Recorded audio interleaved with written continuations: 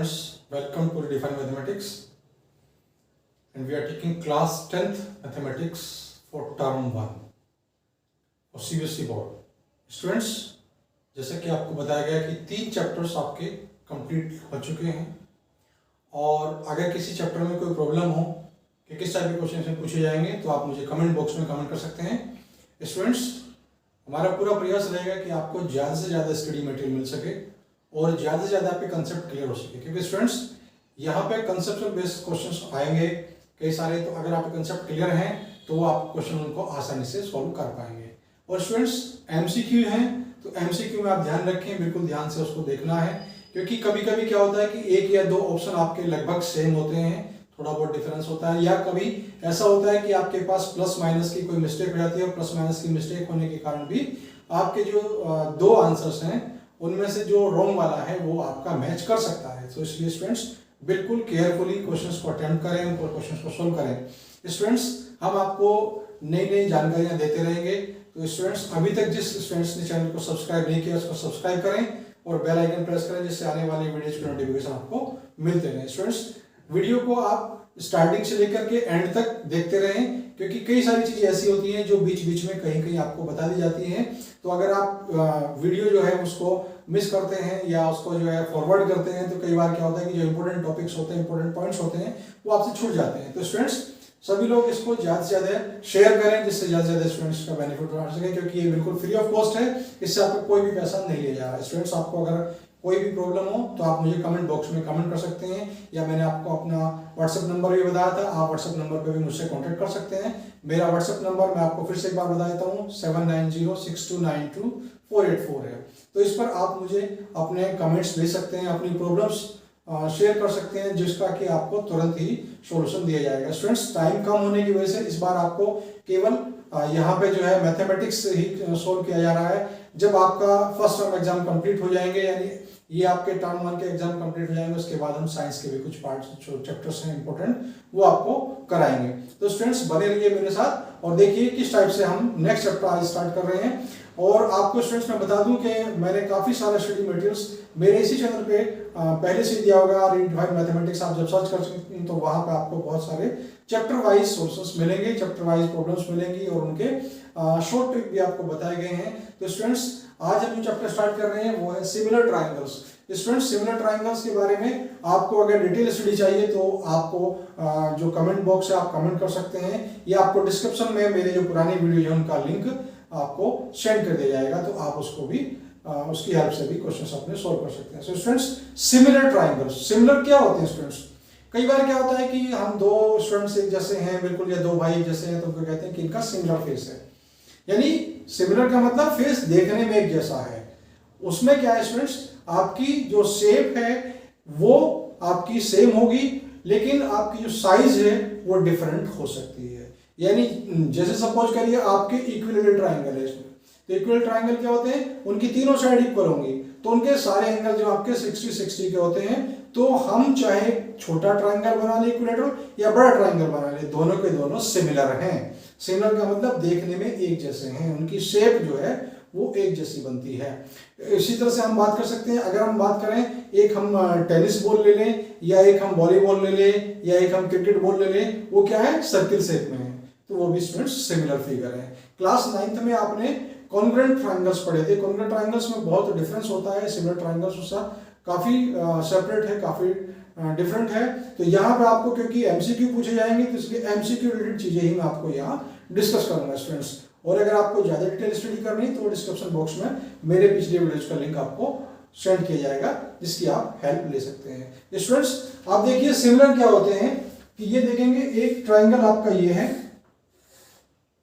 और एक ट्राइंगल आपका ये है। सपोज ये इसकी तीनों साइड आपस में इक्वल है, इसकी तीनों साइड आपस में इक्वल है। तो जब सारी साइड स्टूडेंट्स इक्वल हो जाएंगी तो क्या होगा, क्योंकि तीनों एंगल का सम 180 होता है, इसलिए आपका एंगल जो है ये 60 का हो जाएगा, ये भी 60 का हो जाएगा, ये भी 60 का हो जाएगा। इसी टाइप से यहाँ भी ये 60 का होगा, ये 60 का होगा, ये 60 का होगा। तो स्टूडेंट्स, आप देख रहे हैं कि यहाँ पे क्या है कि साइड्स अलग अलग हैं, ये साइड बड़ी है, ये साइड छोटी है, तो साइड अलग अलग है लेकिन एंगल सेम है। तो अगर किन्हीं दो ट्राइंगल के तीनों एंगल आपस में इक्वल होते हैं तो उनको हम सिमिलर बोलते हैं। और यहाँ पे प्रॉपर्टी लगती है स्टूडेंट्स ट्रिपल ए, यानी एक ट्राइंगल के तीनों एंगल दूसरे ट्राइंगल के तीनों एंगल के सेपरेटली या रेस्पेक्टिवली इक्वल होते हैं तो वो दोनों ट्राइंगल सिमिलर हो जाते हैं। कॉन्ग्रुएंट नहीं होते, सिमिलर हो जाते हैं। तो सिमिलर की एक प्रॉपर्टी हो गई। इसके अलावा आप स्टूडेंट्स देखिए क्या होता है कि अगर मान लीजिए आपके पास दो ट्राइंगल हैं तो वहां अगर आपके कोई भी दो एंगल, देखिए सिमिलर बिल्कुल इजी है, आपके कोई भी दो एंगल अगर दूसरे ट्राइंगल के किन्हीं भी दो एंगल के रेस्पेक्टिवली पार्ट्स जो रेस्पेक्टिव जो एंगल्स हैं वो इक्वल हो जाते हैं तो दोनों ट्राइंगल आपके सिमिलर हो जाते हैं। ऐसा क्यों है स्टूडेंट्स? क्योंकि हमारे पास तो प्रॉपर्टी ट्रिपल ए है, यानी तीनों एंगल इक्वल होने चाहिए। तो मैं आपको बता दूं कि किसी भी ट्राइंगल के तीनों एंगल का सम 180 होता है। तो अगर उनके दो एंगल आपस में इक्वल हैं तो तीसरे वाला एंगल भी डेफिनेटली आपस में इक्वल होगा ही। इसलिए हम किन्हीं भी दो को दिखा देंगे कि ये आपके इक्वल हैं, तो इक्वल होने से क्या हो जाएगा, दोनों ट्राइंगल सिमिलर हो जाएंगे। तो इस टाइप से एक और प्रॉपर्टी होती है स्टूडेंट, जैसे आपका कॉन्ग्रुएंट में होती है ट्रिपल एस, यहाँ भी ट्रिपल एस प्रॉपर्टी है, लेकिन यहाँ की ट्रिपल एस और वहां की ट्रिपल एस बिल्कुल डिफरेंट है। यहाँ क्या है, किन्हीं भी दो ट्राइंगल के अगर तीनों साइड्स का रेशो जो होता है, जैसे सपोज आपका ये ए बी सी है और ये सपोज आपका पी क्यू आर है, तो उस कंडीशन में यहाँ पे आपका A B upon P Q equal to B C upon Q R equal to A C upon P R होना चाहिए। तो जब ये कंडीशन बनेगी तो ही दोनों ट्राइंगल सिमिलर होंगे। लेकिन कॉन्ग्रुएंट में क्या प्रॉपर्टी थी स्टूडेंट्स? कॉन्ग्रुएंट में प्रॉपर्टी ये थी कि किन्हीं भी दो ट्राइंगल के अगर रेस्पेक्टिवली साइड्स इक्वल हैं, वहां इक्वल थी यह रेशो है, अगर इक्वल हैं तो दोनों ट्राइंगल आपस में कॉन्ग्रुएंट होते थे। लेकिन यहां हम बात कर रहे हैं सिमिलर ट्राइंगल्स की। तो स्टूडेंट्स इस टाइप से सिमिलर ट्राइंगल्स आपके होते हैं। यहाँ पे क्या होता है कि जब दो ट्राइंगल आपस में सिमिलर होते हैं तो उनकी साइड का रेशो आपस में इक्वल हो जाता है। या हम कहेंगे कि अगर साइड का रेशो इक्वल है तो ट्राइंगल सिमिलर होंगे। तो साइमल्टेनियसली इन चीजों को हम यूज कर सकते हैं स्टूडेंट्स। तो अब हम आगे चलते हैं, किस टाइप के क्वेश्चन इसमें पूछे जाएंगे, आपको इंपॉर्टेंट क्वेश्चंस बताने। एमसीक्यू स्टार्ट करने से पहले एक बार जो आपके थ्योरम्स है उनको थोड़ा सा क्विक रिवीजन उनका दे देते हैं। एक आपकी थ्योरम है इसमें बीपीटी, जिसको बोलते हैं बाइसेक्ट प्रोपोर्शनैलिटी थ्योरम। तो ये क्या है स्टूडेंट्स, आपका ये ट्राइंगल है और एक ये ट्राइंगल है। तो यहां क्या है, अगर ये वाली लाइन इस वाली लाइन के पैरेलल है तो स्टूडेंट्स क्या होता है कि अगर ये लाइन आपकी पैरेलल है तो पैरेलल होने से क्या हो जाएगा, suppose A B C triangle है और ये आपकी पी क्यू, यानी यहाँ पे आपका जो है पी क्यू पैरेलल अगर बी सी के है तो स्टूडेंट्स इनमें क्या बात होगी, उस कंडीशन में क्या हो जाएगा कि ये लाइन और ये लाइन पैरेलल है, इसलिए ये वाला एंगल इस वाले एंगल के इक्वल हो जाएगा और ये वाला एंगल इस वाले एंगल के इक्वल हो जाएगा। क्यों हो जाएगा? क्योंकि कॉरस्पॉन्डिंग एंगल्स हैं। तो फिर इसमें क्या होगा कि दोनों ट्राइंगल सिमिलर हो गए। कौन कौन से दो ट्राइंगल? तो एक तो हो जाएगा हमारा triangle A P Q, similar का ये सिंबल होता है, और वो हो जाएगा ए बी सी के। क्यों हो जाएगा? क्योंकि दो एंगल रेस्पेक्टिवली आपस में इक्वल हैं। तो जब ये दोनों ट्राइंगल आपके सिमिलर हो जाएंगे तो सिमिलर की प्रॉपर्टी हमारे पास हो जाएगा कि A P upon A B equal to A Q upon A C. इस टाइप से हम इन प्रॉपर्टीज को लगा सकते हैं, या तीसरी भी हम यूज कर सकते हैं। तीसरी हमारे पास अगर P Q upon B C हो जाएगा। तो स्टूडेंट्स ज्यादा कुछ नहीं है, ये सब जो है इनके अगर आप नेमिंग देखेंगे, इनके आप देखेंगे कि इनके नाम किस टाइप से रखे गए हैं, तो उसी के अंदर पूरा का पूरा जो है क्वेश्चन सोल्व उससे हम कर सकते हैं। आप देखेंगे कि ये है एक ए पी क्यू है और ए बी सी है। तो अगर इसके दो पार्ट लिए हमने, ए पी लिया तो इसका ए बी लिया जाएगा, इसका अगर हमने पी क्यू लिया तो इसका बी सी लिया जाएगा, इसका हमने अगर ए क्यू लिया तो इसका ए सी लिया जाएगा। तो अगर आपने ट्राइंगल को लेबलिंग अप्रोप्रिएट किया है, बिल्कुल सही किया है, तो वहां से आपको कोई भी प्रॉब्लम नहीं होने वाली है। स्टूडेंट्स अभी जो मैंने थ्योरम बताई थी बीपीटी, उस पर डिपेंड आप ये क्वेश्चन देखिए। इस टाइप का क्वेश्चन आपका एग्जाम में पूछा सकता है, इंपॉर्टेंट क्वेश्चन है। Find the value of x if D parallel to BC, यानी जो आपका डी है वो बीसी के पैरेलल है। और इसमें क्या गिवन है स्टूडेंट्स, एडी आपका एक्स है, ये वाला आपका एक्स दिया हुआ है, और डी भी आपका x-2 है, ये वाला आपका x-2 गिवन है, और आपका ए जो है आपका स्टूडेंट्स ये वाला पार्ट आपका x+2 है और इसी आपका x-1 है, this one part is x-1। तो अब आप देखिए कि इसमें पूरा नहीं दे रखा है स्टूडेंट्स। यहां आपको पता है कि अगर किसी ट्रायंगल के एक साइड के पैरेलल जो है एक लाइन होती है, तो पैरेलल लाइन जो होती है वो उस ट्रायंगल को दो इक्वल रेशो में डिवाइड करती है, उसकी बाकी दो साइड्स को इक्वल रेशो में डिवाइड करती है। यही आपकी बीपीटी है। तो स्टूडेंट्स यहां कंफ्यूज होने की बिल्कुल जरूरत नहीं है, यहां आप बीपीटी यूज करेंगे। तो कैसे सॉल्यूशन को करेंगे आप देखिए कि यहां पर आपका आ जाएगा कि ये अपॉन ये, यानी सीधा आप यूज कर लेंगे x/2 x+2 upon x-1 equal to ये अपॉन ये x/x-2। इसके बाद स्टूडेंट्स क्या करेंगे, क्रॉस मल्टीप्लाई आप किसकी करिए, जब हम इनकी क्रॉस मल्टीप्लाई करेंगे तो इसकी मल्टीप्लाई इसके साथ होगी, तो ये आपका आएगा x+2 और x-2 और equal to x into x-1। तो स्टूडेंट्स जब क्रॉस मल्टीप्लाई हम करते हैं तो दोनों जो चीजें होती हैं वो आपस में इक्वल इस टाइप से रखी जाती हैं। तो आप देखिए अब आप मल्टीप्लाई करेंगे, यहां तो आप सीधे सीधे मल्टीप्लाई कर लेंगे क्योंकि x+2 है और ये x-2 है, तो इसका सीधा सीधा हो जाएगा आपके पास x² - 4, क्योंकि a + b a - b हो जाएगा। और इधर से आप करेंगे तो ये आ जाएगा आपका x² - x। तो आप देखेंगे दोनों तरफ x² है, सेम है, तो यहां से आपका क्या जाएगा स्टूडेंट्स -4 इक्वल टू -x और माइनस से माइनस कैंसिल हो जाएगा, तो x = 4। तो इसका जो हमारे पास आ जाएगा x = 4, यानी बी ऑप्शन इसका करेक्ट है। तो स्टूडेंट्स देखिए इस टाइप का क्वेश्चन आपका एग्जाम में आएगा। अब आप ध्यान इसमें ये रखने वाली बात है कि जब एग्जाम में आप जो एमसीक्यू होगा उसको बिल्कुल ध्यान से फिल करें। कई बार क्या होता है कि बड़ी जल्दी जल्दी में आपने काम किया, क्योंकि आप लोग पहली बार एग्जाम में बैठेंगे, तो ध्यान ये रखें कि आपने एक क्वेश्चन कर लिया या दो क्वेश्चन कर लिए तो उनको पहले सर्किल को आप फिलअप कर लीजिए, क्योंकि कई बार क्या होता है कि जल्दी जल्दी में आपका टाइम खत्म होने वाला है, फिर आपको टेंशन हो जाती है और फिर जल्दी जल्दी उन सर्किल को एक साथ काला करने की कोशिश करते हैं, और जब एक साथ उनको आप सर्किल को करते हैं तो क्या होता है उससे छूट जाते हैं, या पता लगा कि आपको सी उसमें फिल करना था वो गलती से बी हो गया, या बी करना था वो ए हो गया, तो इस टाइप की पॉसिबिलिटी रहती है। इसलिए आप क्या करेंगे, एक क्वेश्चन सोल्व करेंगे, फटाफट अपने पेन को पकड़िए और उसका जो आपकी ओएमआर शीट है उस पर जो भी ऑप्शन आया उस ऑप्शन को आप सर्किल तुरंत के तुरंत ही करते चलिए। इसमें बहुत कम टाइम लगेगा, लेकिन अगर आप बाद में करेंगे तो उसमें पॉसिबिलिटी मिस्टेक होने की ज्यादा बढ़ जाती है। सो देखते हैं और क्वेश्चन। नेक्स्ट टाइप का एमसीक्यू लेने से पहले मैं आपको बता दूं, जो आपकी एरिया थ्योरम है उस पर क्वेश्चन पूछे जाते हैं और उस पर क्वेश्चन आएगा, यानी आपके पास जो क्वेश्चन आएंगे वो मैक्सिमम जो है वो 3 थ्योरम्स मैं आपको बता रहा हूँ जो इंपॉर्टेंट है, जो आपको बहुत अच्छी तरह तैयार करनी है।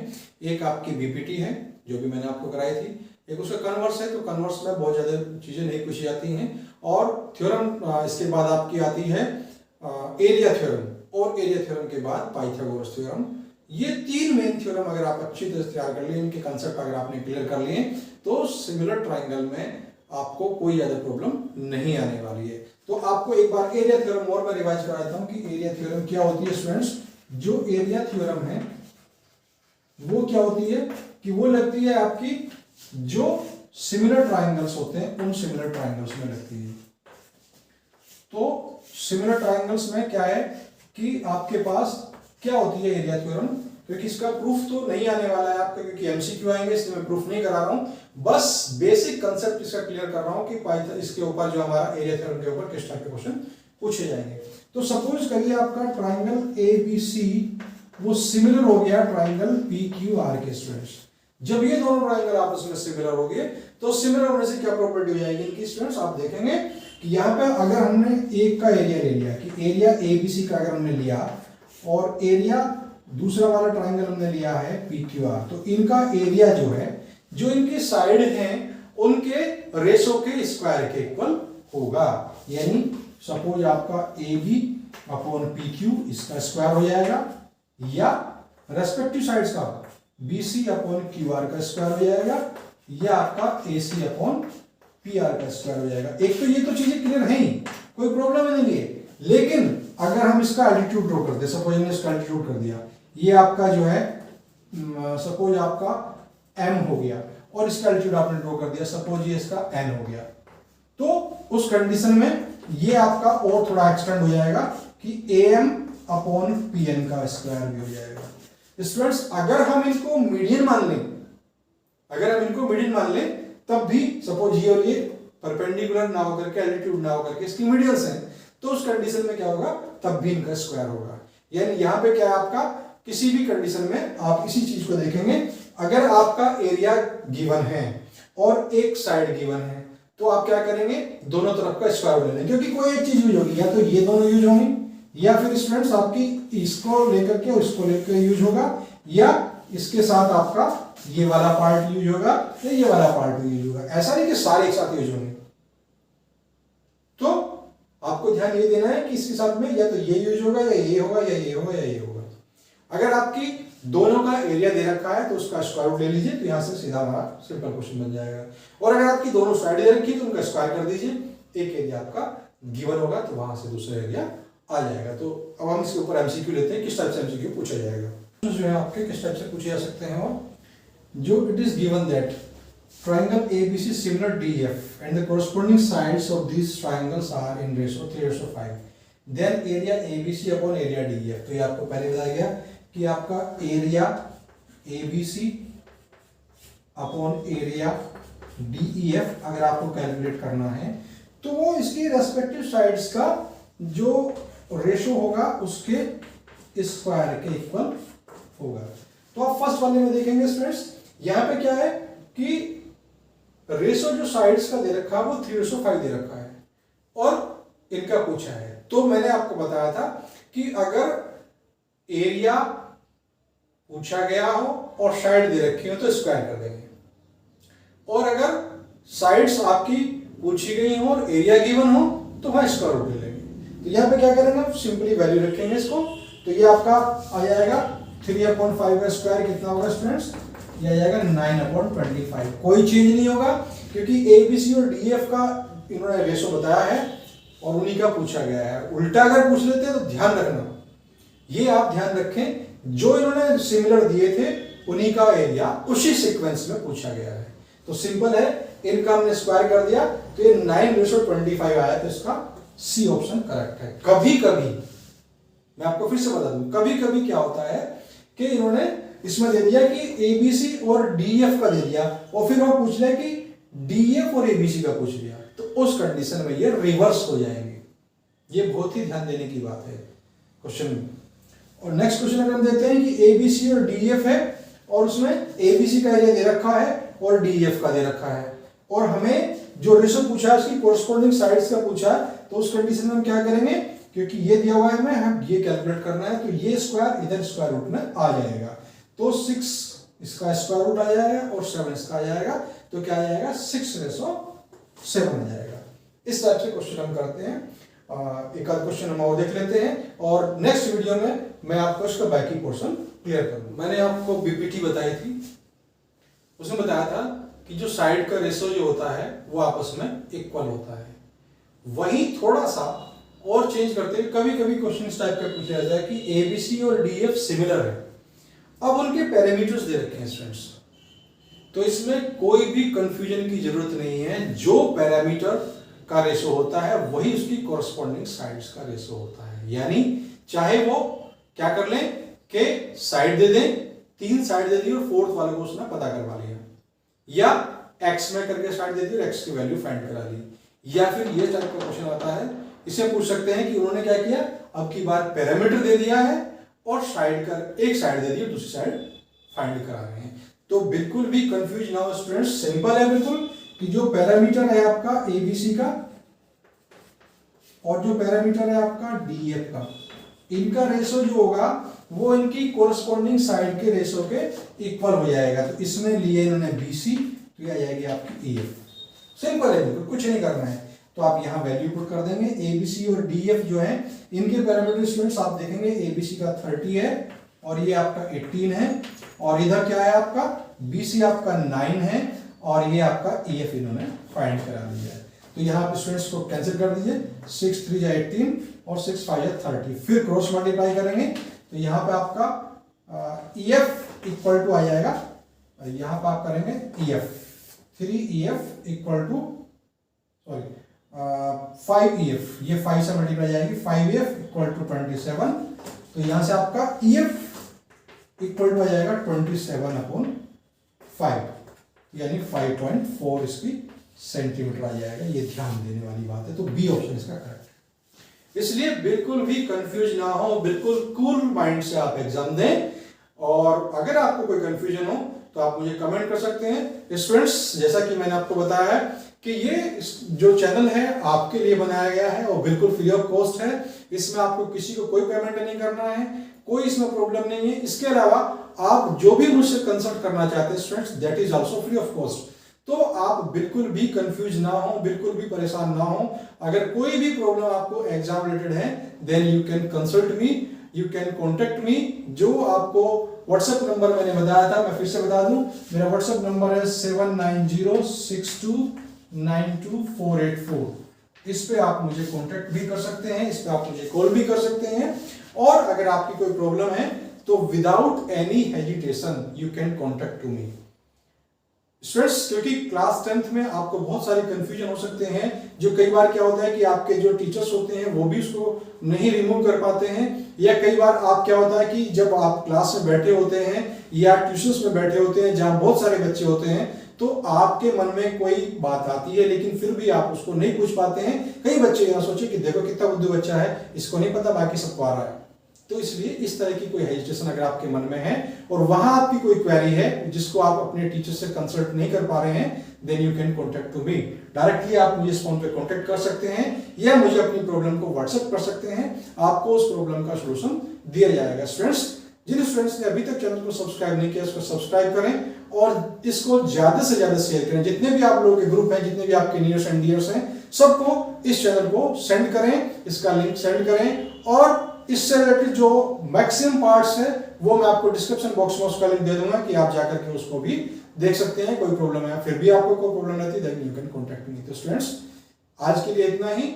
नेक्स्ट वीडियो में इसके बाकी पार्ट्स के साथ मिलते हैं। अगर इस बीच में कोई क्वेरी आती है तो आप उसको पूछ सकते हैं। डेफिनेटली आपकी क्वेरी को पूरी तरह से जो भी उसकी प्रॉब्लम होगी उसको रिमूव किया जाएगा और आपको क्वालिटी रिस्पॉन्स मिलेगा। So don't be hesitate, contact to me. Thank you.